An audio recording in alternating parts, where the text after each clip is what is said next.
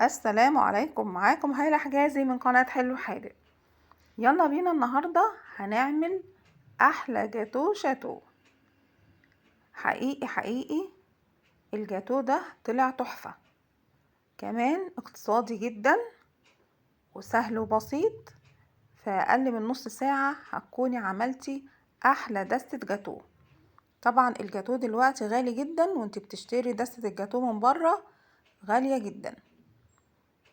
طبعا الصينية ديت كانت 25 في 35، وقطعة الجاتو اللي انا عملتها دي قد قطعة الجاتو اللي بنجيبها من بره مرة ونص.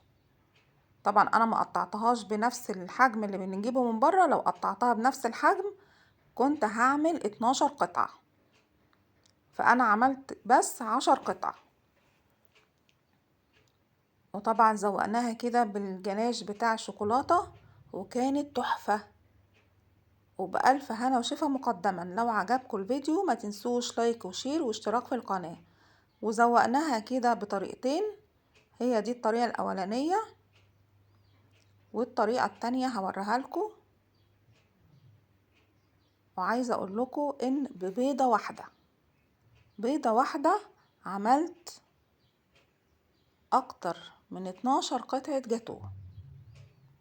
والله يا جماعة كانت تحفة، وحاجة كده شيك وجميلة، وكمان تنقذك في وقت ما تكوني مثلا جايلك ضيف، عايزة تاكلي حاجة حلوة، عايزة تعملي لولادك حاجة حلوة في البيت، وبدل ما تشتريه من بره ويبقى من بره مكلف جدا.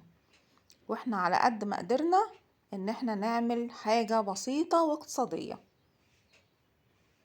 وادي الطريقة التانية للتزويق للجناش بتاعها.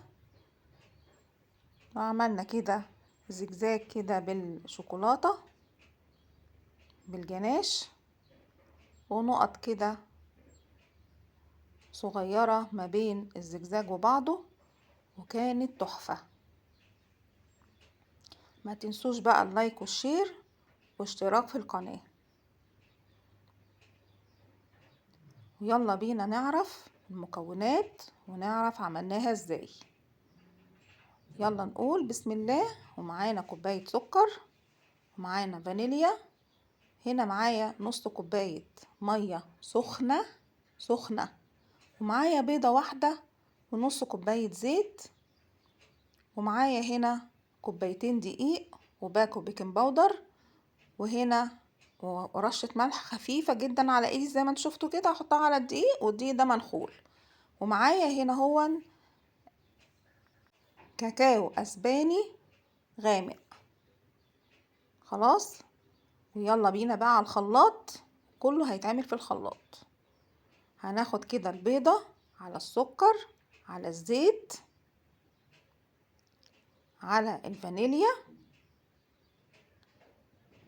خلاص، والمية السخنة. طبعا المية دي قابلة للزيادة على حسب ما هتلاقي الخليط عندك. لو كان تقيل ازيد من اللازم هنخففه كمان بشوية مية، وهقول لكم احنا خدنا تقريبا قد ايه مية في الكمية ديت. خلاص، ضربنا بقى كل الحاجات دي السوائل كلها في الخلاط لغاية اما السكر داب خالص. وانت ممكن كمان تحطي سكر اقل من كده بشوية لو تحبي. خلاص، لما السكر داب خالص والخليط كله امتزج مع بعضه كويس جدا، هحط بقى معلقتين كاكاو. الكاكاو ده يا جماعة ريحته جميلة جدا. واخدت كمان نص معلقة، يبقى معلقتين ونص كاكاو خام.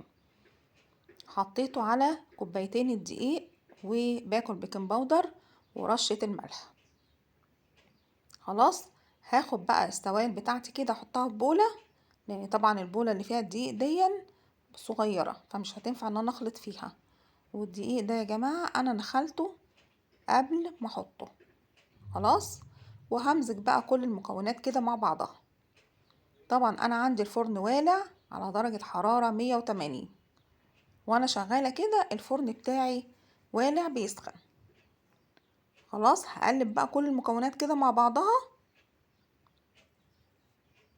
وطبعا لما مزجتهم كلهم مع بعض طلع تقيل جدا، فجبت نص كوباية مية كمان، برضو مية سخنة. الكيك ده يا جماعة كيك اقتصادي جدا والله، وبتطلع هشة وجميلة وتحفة. اهو بصوا بقى، هبتدي ازود ايه، حاجة بسيطة وحاجة بسيطة، شوية بشوية، وامزج المكونات واشوف.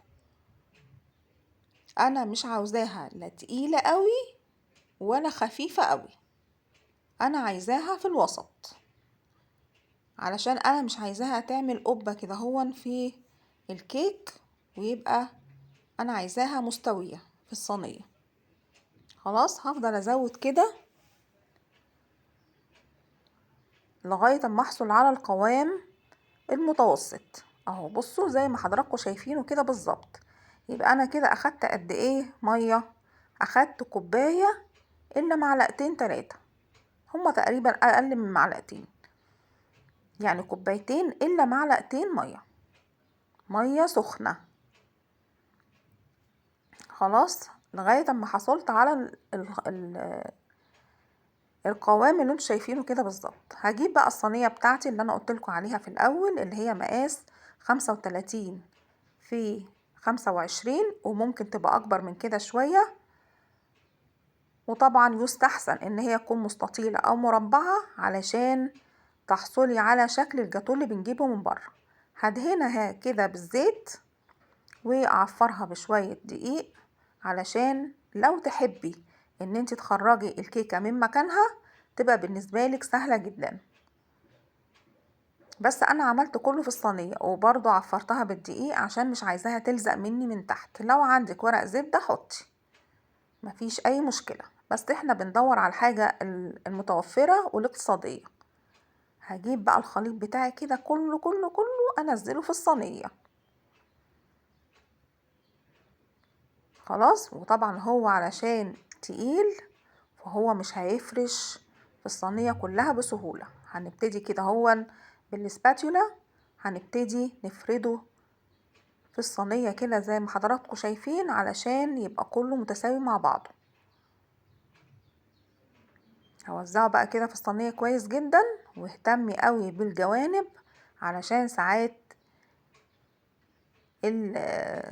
خليط الكيك ما بيوصلش للجوانب على طول. خلاص هنيجي بقى نعمل ايه، نعمل ايه الصوص الشوكولاتة او الجناش بتاع الشوكولاتة اللي هنسقي بيه الكيك. انا عندي هنا كوباية لبن، مش هاخدها كلها، وعندي كوباية سكر بودرة، وعندي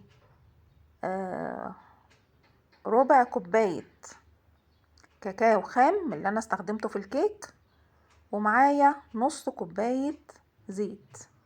خلاص هاخد بقى برضو كله على الخلاط كده الاول. هحط اللبن، هاخد بس نص الكوباية، ولو حبيت اخففه هاخد نص الكوباية التانية على السكر على الكاكاو، واضربهم كويس قوي. وخلي بالك خدي بقى اللي في الجوانب كده علشان كله يمتزج مع بعضه، ما يبقاش فيه اي تكتلات. وهبتدي بقى اشيل الغطا بتاع الغطا الخلاط من فوق، وابتدي انزل بالزيت شوية شوية لغاية ما احصل على قوام تقيل. خلاص هبتدي بقى ايه، انا كده خدت نص كوباية الزيت كلها، وهبتدي بقى اضرب كويس جدا لغاية اما ايه كله يتقل مع بعضه.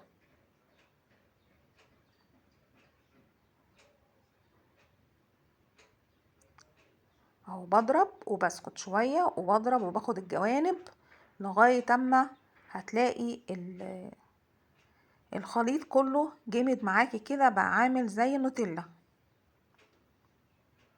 خلاص هاخد بقى جزء من التقيل ده اشيله كده هون على جنب، وهاخد الباقي اللي هيتبقى يعني انا هاخد تقريبا نص الخليط اشيله لوحده، وكمان اخد بقى النص اللي باقي وازوده باللبن كده شوية شوية. انا عايزة اخففه، يبقى لا خفيف قوي قوي قوي ولا تقيل قوي قوي، يعني يبقى وسط. يعني انا تقريبا هاخد نص كوباية اللبن التانية ديت. هجيب برضو اللي في الجوانب كده كلها وهبتدي احط اللبن لغاية اما يبقى عندي الى حد ما لا تقيل برضو ولا خفيف. خلاص. وعندي هنا نص كوباية كريم شانتيه، انا جبته بالسكر عادي جدا، وهحط عليه نص كوباية مية متلجة وهبتدي اخلطه كده كويس جدا لغاية اما احصل على قوام الكريمة بتاعة الجاتوهات والتورتات. خلاص. ولو لقيتيها جامدة وما هياش مدياكي يعني القوام المظبوط، حطي مية تاني. وهنجيب برضو اللي في الجوانب كده، انا استخدمت السباتولا بتاعة الشوكولاتة، مفيش اي مشكلة لان انا لسه هضيف عليها شوكولاتة تاني. خلاص. ضربتها بقى كويس جدا وخدت بقى الشوكولاتة التقيلة اللي انا نزلتها من شوية دي من الخلاط، وهبتدي اعمل كده زي موس شوكولاتة. والله يا جماعة كان تحفة، طعمه جميل جدا. هضربه بقى كويس جدا كده، واجيب برضو اللي في الجوانب واللي تحت الاسباتولا واضرب تاني. طبعا انا الكيكة بتاعتي كانت بردت خالص وانا حطيتها في التلاجة. هجيب نص كوباية لبن واسقي بيها الكيك كده اهوت، علشان ده بيديها اولا طعم حلو قوي، بيديها هشاشة وطراوة. ولو مش عايزة تعملي الخطوة دي مفيش اي مشكلة، ممكن تستغني عنها. طبعا انا كنت مستعجلة، الولاد طبعا واقفين لي عايزين يدوقوا من الجاتو اللي انا بعمل فيه دوت، فمش صابرين اما كل حاجة تبرد وتمتزج مع بعضها. فانا طبعا بشتغل بسرعة جدا، والمفروض ان انا كنت حطيتها في التلاجة شوية، بس بقى مفيش وقت. بألف هنا وشفا لكل اللي يحب ويدوق الحاجة الحلوة الجميلة ديت. هجيب بقى المنديل بتاعي كده هون، مناديل المطبخ، واساوي الجناب. انا طبعا حطيت الكريمة زي ما حضراتكم شايفين كده، ووضبتها كده فردتها فوق الكيك. وهجيب بقى الشوكولاتة اللي انا خففتها في الخلاط في بقيتها يعني، وهفرشها كده على وش الكريمة. وطبعا بالراحة قوي، لان انا طبعا كان المفروض زي ما قلت لكم كده ان انا احطها في الفريزر تشد شوية، بس انا ما كانش عندي وقت. فببتدي ان انا اخدها كده هون واوزعها بالراحة جدا. خلاص احنا عملنا الخطوة دي، ورحت حطها بقى في الفريزر. قلت لهم لا كده مش هينفع، اصبروا بقى عليها شوية عشان نعرف نقطعها. وطبعا قطعناها زي ما وريتكم في اول الفيديو، وابتدينا نزوقها بالطريقة اللي حضراتكم شفتوها في الاول، وكانت كده تحفة. وادي شكلها، بصوا ما شاء الله الكيك عالي جدا. انا بصراحة ما كنتش متخيلة ان الكيك يطلع عالي كده ببيضة واحدة. جاتو شاتو اخر روعة، وكمان اقتصادي جدا، وكمية ما شاء الله كبيرة، وحاجة كده تحفة، وطعم يجنن. وبألف هنا وشفا مقدما. ما تنسوش لايك وشير واشتراك في القناة. سلام عليكم.